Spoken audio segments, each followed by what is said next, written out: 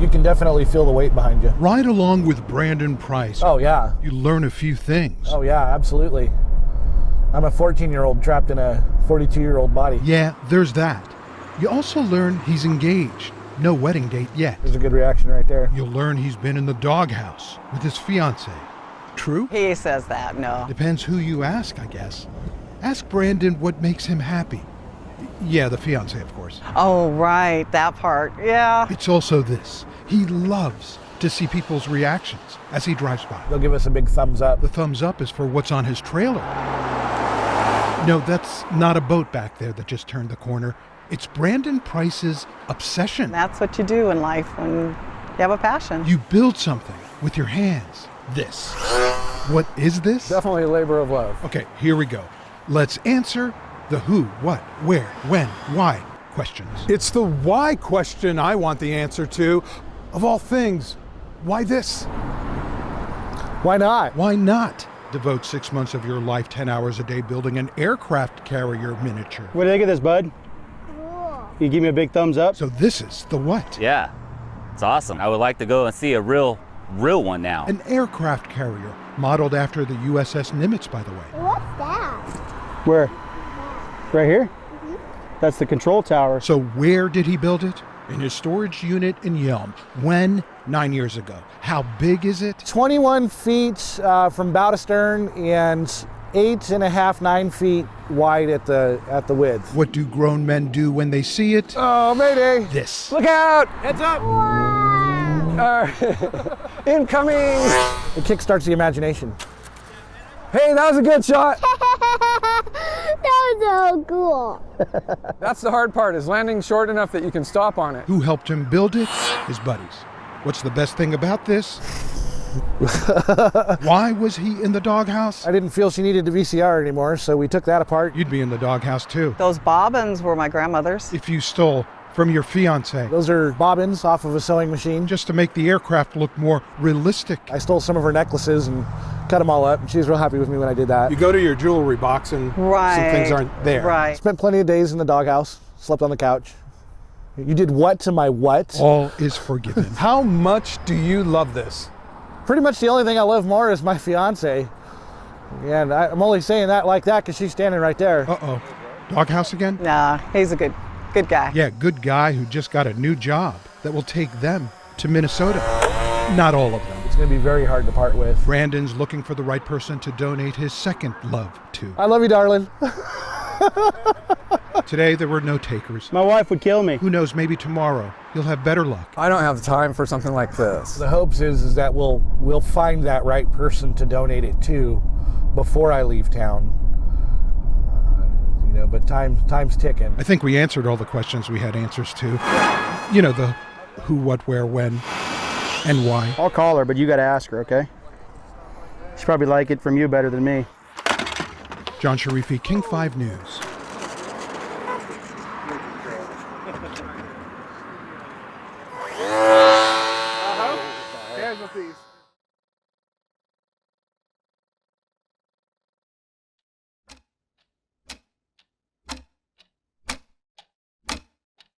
Please tell me you'll spend more than a few seconds looking at this work of art and that one, that you won't walk away, not just yet, or look away, not now. It's magnificent. When there's beauty staring right at you, and a story waiting to be shared. I lost some friends out there, and I can't do it, man. I'm sorry. When you say, what does it mean to me? I can't answer that one because it chokes. I can't. It's the exhibit Healing in Flames at the Museum of Glass in Tacoma. The artists are soldiers and veterans. Abel Rodriguez helped create this glass sculpture called The Final Goodbye. We'll stay on Abel's piece for 15 seconds as I make this point. The average viewing time for looking at a work of art in a museum is just 15 seconds. There have been studies done on this. Oh my gosh.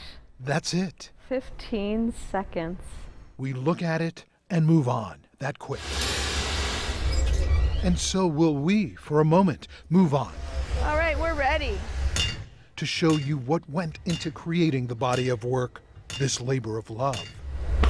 Just being in the environment is so healing for them. That's the idea. Courage, it takes courage to be here. Bring soldiers together through a program called Hot Shop Heroes.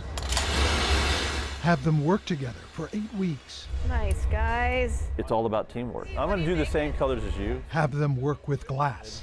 I'll just do that side. Have them work on themselves. It's a way to express yourself through making glass. For specialist Ashley Boroff, Yes, it's a great way to cope. it's coping with the effects of mild traumatic brain injury. No matter how you're feeling that day, it lets you have to forget about everything you're feeling that day, because all you can focus on is like how hot the glass is and everything in the glass. It's transparency, it's fragility, it's ability to transform. And it has been probably the biggest part of my recovery. Strong statement, true statement from Michelle Knight, captain in the Army. She was injured in the war in Afghanistan. I never thought I would like blowing glass, but the first time I came here, it was the first time my mind was quiet. I have some PTSD, so anxiety issues, and my mind goes all the time. And I came here, and while I was working with glass, my mind was quiet and focused. And that's the beauty of art therapy. It's calming, it's healing, it can be transformative. Pretty cute. David Tucker is a retired major in the Army. You let maybe things that you carry from the past, you let them go for that moment. You're just in the moment of creating something new that never existed before. He helped create this work of art. It's what ties you to each other. It's what keeps you alive. It's called brotherhood. One of the most poetic things we could think of was one hand helping another hand to get up and to rise. And then I don't know if it's a little bit of an aspect of PTSD that still affects me, but when I look at it, it still makes me a little emotional each time. There comes a time in our lives when we must look away, too painful otherwise. Looking at the final goodbye, not possible right now for David Tucker. It's just a hard moment, you know. Only those who served know. You don't always get a chance to say goodbye, and so just seeing that even as a sculptural thing, it still kind of brings up that same, just those feelings, you know, the feelings of the war and the feelings of people sacrificing and not coming home in some cases, you know. So it's tough. It takes a lot of courage to stand in front of 2,000 degrees of heat. It takes even more courage to dig deep. I had a soldier, Peter Beso, who you will meet this evening, say to me, you know, I know how to destroy things, but now I know how to create. We did get to meet Army Platoon Sergeant Peter Bezo and watch him create. Right now I'm just trying to build some heat in this area right here. And we got to see his finished work on display. He calls it a taste of blood and tears. It's the tears of, 1,000 mothers, 1,000 fathers, 1,000 wives, 1,000 other comrades. So let's all come on over here. Now do you see why I asked you to consider spending more than just 15 seconds looking at this work, and that one, and this one? And it came out perfect. Please tell me you will. John Sharify. A show of hands of who thinks they'll be here next week. King 5 News. I always say glass is kind of like recovery. We all come from this molten glass, and we make something beautiful out of it that everybody else can see.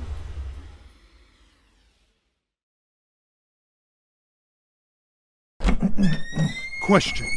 When you look in the mirror, what do you see? I'll warm up. What if I told you she sees... You heard me right. I said she I kind of like to shave. She sees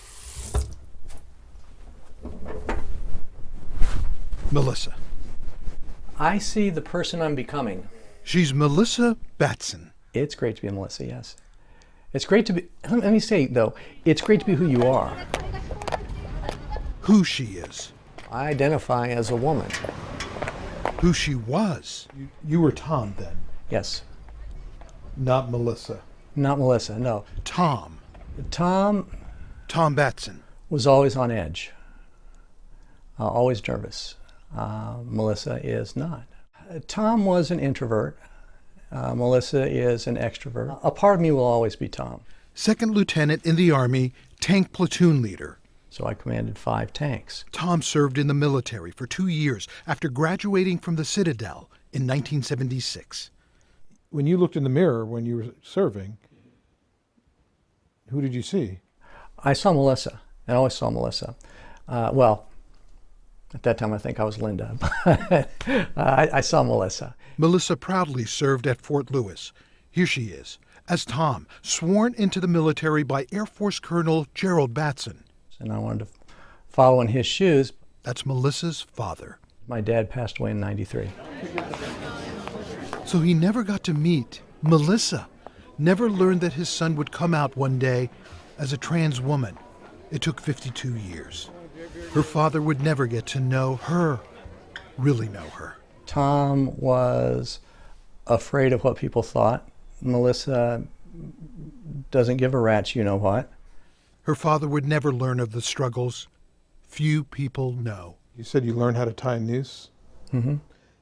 Why? Because... I was thinking of hanging myself. Those were desperate times. These are good times now. Life is good for me. Melissa's father would never learn that. And this. I am very happy, yes. How she starts her day. Every morning I put on makeup. That she works for Costco. That she hasn't had gender reassignment surgery yet. That she lives 100% as Melissa. It's not a big deal.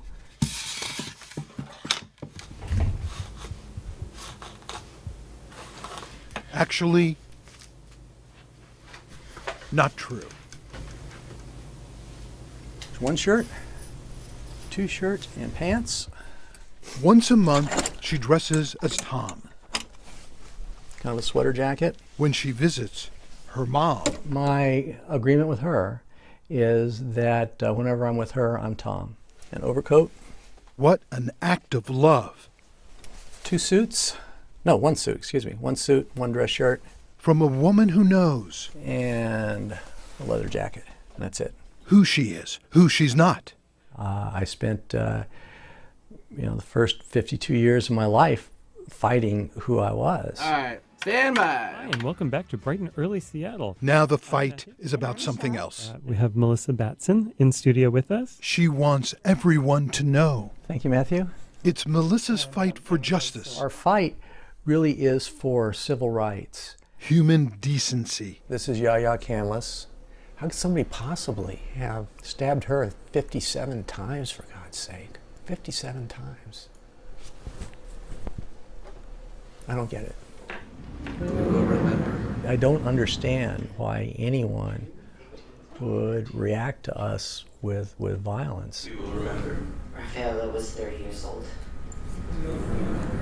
Maybe it's because they see us as not able to fight back. She was 17 years old. We won't remember. Every year, Laura was 16 years old. we have a ceremony to remember the transgender persons who have been murdered in the past year. And we read the names. We, Helena Flor, was shot to death on July 16th. Donnie Giovanna was killed on July 16th. Dylan was murdered on December 29th, 2014. And they threw gasoline on her, and they lit her on fire. Killed for who she was. And then they stabbed her in the chest. That's why. I ask that we remember. Melissa Batson. We will remember. Is fighting to change hearts and minds. We will remember. With this event she organizes every year. We will remember. Seattle's Transgender Day of Remembrance. Annalise already. That's why she believes you need to hear the names. Juju Pereira, Flores, Marlena Cabrera. When you hear the way that so many of them died, it's like a knife through my heart. Melissa Batson is filled with gratitude. Thank you so much. And this hope Right by now. that one day there will be no names to read, no need for this day of remembrance. At some point, it comes to an end. We get the pictures of as many of the victims as we can. And without exception, those pictures are of bright, smiling, happy people. And then you read the circumstances of some of their deaths, and you just wonder, what were they thinking in those last minutes?